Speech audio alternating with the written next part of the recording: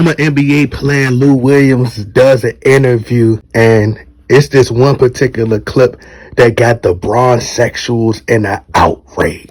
It was a struggle to get us to the bubble to begin with. We didn't even want to go, so I think just mentally we came into it without just the right mindset to finish the job. We didn't even want to be there, and I think once we got there and we was in it, I think I was in the bubble 97 days was how long I was there. And I think about day 67, I was like, let's get the fuck out of here. So I think mentally we wasn't in it for the long game.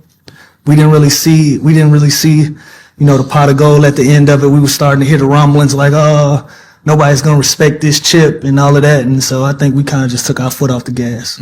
So the bronzexuals, the LBJTQ, their butt hurt because in that short particular clip, Lou Williams states that they pretty much took their foot off the gas.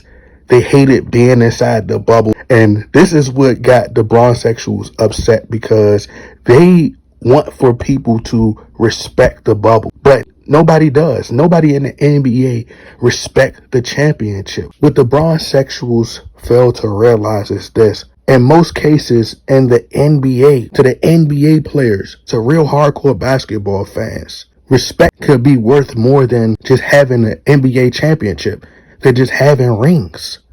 For example, Juwan Howard won 2 rings playing alongside LeBron James just being on the bench. Do you really respect how Juwan Howard won his championships?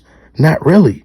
Because you would have respected it more had Juwan Howard played a significant role, had Juwan Howard won it during his prime days with the Washington Wizards. Gary Payton won a ring playing with Shaquille O'Neal and Dwayne Wade. Whose career would you respect more? Allen Iverson's career or the ring that Gary Payton won with the Miami Heat? They always run with this talking point. If any other team would have won the championship, everybody would have loved it. But because LeBron James and because the Lakers won, everybody's hurting. Nobody want to respect it. Bro, nobody else won. And Lou Williams just deaded everything when he just told you that nobody respects that championship. So they can make the argument that a lot of teams just took their foots off the gas. It's so crazy. That's why I said it's selective outrage, and people are biased for who they like. When Kevin Durant, who played with the Oklahoma City Thunder, goes to the Golden State Warriors when the Golden State Warriors came to his house in the Hamptons, came to where he stayed at in the Hamptons and begged him, Draymond Green cried in the car and begged him to join the Golden State Warriors. But they say that they don't respect Kevin Durant championships. But you want everybody to respect LeBron James championships. It's like, bro, which one is it? Y'all always pick and choose.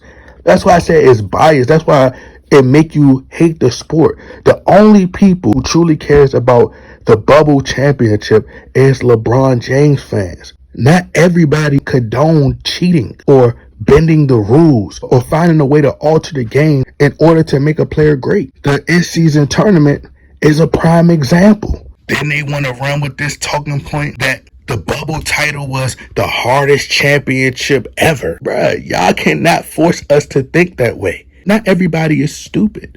People can read in between the lines and see the manipulation. We can see the corruption. But at the end of the day, bruh, you're not going to tell me that a bubble title where there's no fans booing, rooting against you, a loud crowd, you can't tell me that that doesn't make a difference. You're not going to tell me that all the teams having time off, it allowed LeBron James, who's one of the most oldest players in the NBA, Anthony Davis, as you've seen, Anthony Davis is very injury prone. He already got injured this season. So he had enough time to be off. Him and LeBron James had enough time to be off. And they were refreshed. They were fresh when they went into the postseason. In one breath, they say, well, LeBron James and the Lakers, they already had the number 1 seed in the NBA before the lockdown. But then you would say, all right, well, they say LeBron James ain't had help in Cleveland. But how you going to say LeBron ain't had help in Cleveland when he had the number 1 seed? He won 66 games. He won 61 games. They made it to the Eastern Conference Finals. Oh, well, the first seed doesn't matter. Which one is it? It's like everything is based upon their feelings. Your feelings don't make you right, bruh. It's just like the 2016 finals. When LeBron James won the 2016 finals, there's an asterisk beside his championship in 2016.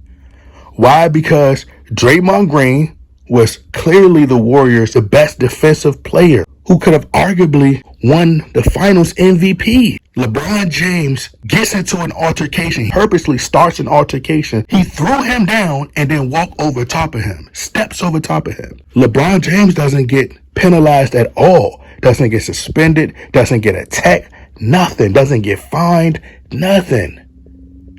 Draymond Green, their best defensive player, their anchor, gets suspended. The very next game that I'm talking about, Steph Curry, who's their best player on the team, fouls out. They're calling tic-tac fouls. We're watching the corruption. The next game, Andrew Bogut, their rim protector, gets injured. So it's an asterisk beside his championships. Everything LeBron James does, we call it out. He's not God, but nobody respects that bubble title. This past playoffs was a prime example of just how fluke the 2020 bubble was. Let me show you how they spin narratives right here.